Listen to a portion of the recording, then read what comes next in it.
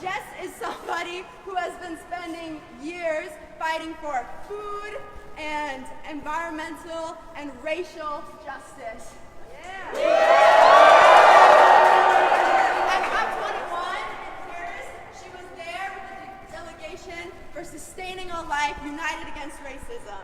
And then 2 years ago, she knew that she wanted to join Sunrise Movement because of the devastation of Hurricanes Maria and Irma. And I will let her tell you the rest. Thank you so much, Jess.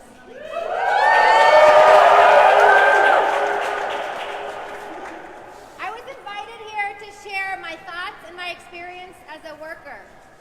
I'm a union construction worker.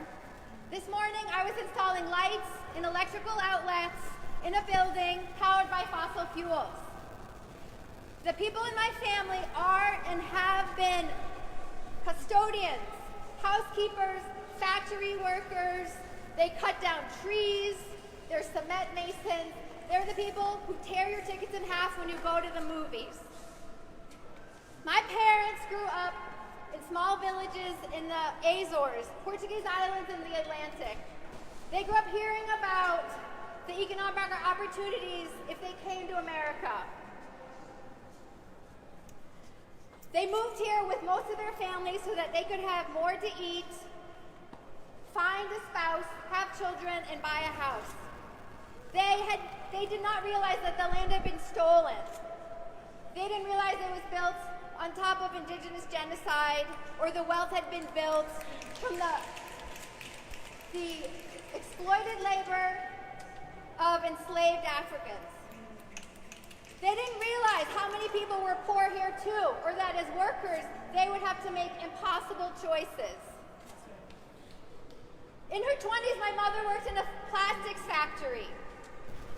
She would make cassette tapes as a low-wage worker, an immigrant woman with limited English skills, along with her sister and many other women from the Azores. She became a U.S. citizen the middle of her life. When she went to get her fingerprints taken for her documentation, it took many, many times because the skin on her fingers had been worn away from harsh chemicals and scrubbing after years of cleaning. By the time she was 52, she developed a rare form of cancer. I remember when they told me it was rare everywhere except for in China. I remember the moment I thought, there's many, many workers manufacturing plastic in China. My mother could live for 17 more years because of cancer treatment. But the last 7 of those years, she could barely eat or drink water because of that cancer treatment. For the last 2 years, she could barely talk or breathe. She had no idea when she was making those cassette tapes and earning her low wage that it would also cause her cancer. On December 10th, I was with many hundreds of people from Sunrise Movement sitting in the Capitol building in Washington, D.C. We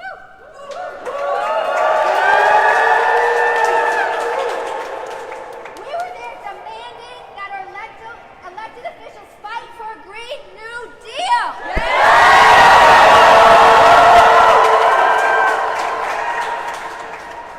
I was arrested with 134 other people there, as fierce as this group is now.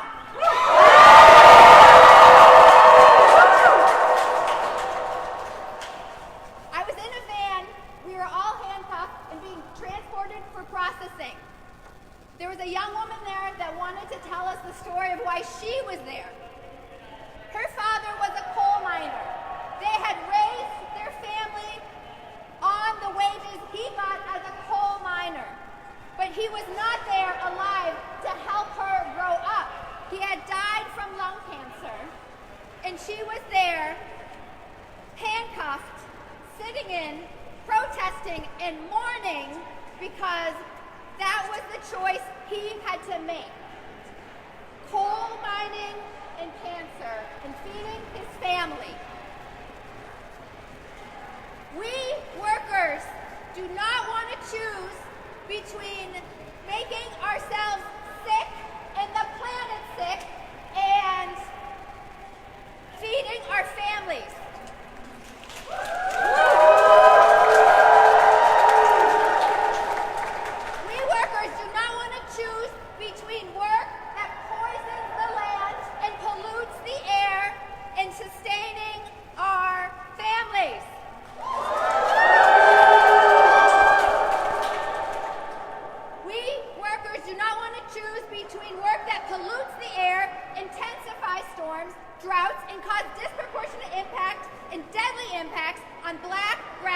indigenous small island peoples and making enough money to live.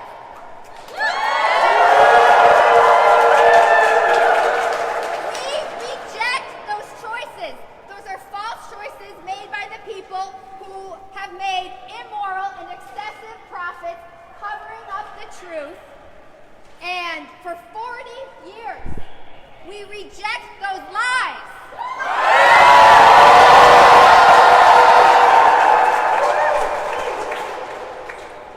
All workers want family-sustaining wages, a way to retire, and dignity, while protecting our air, our water, our land, human life, and all life.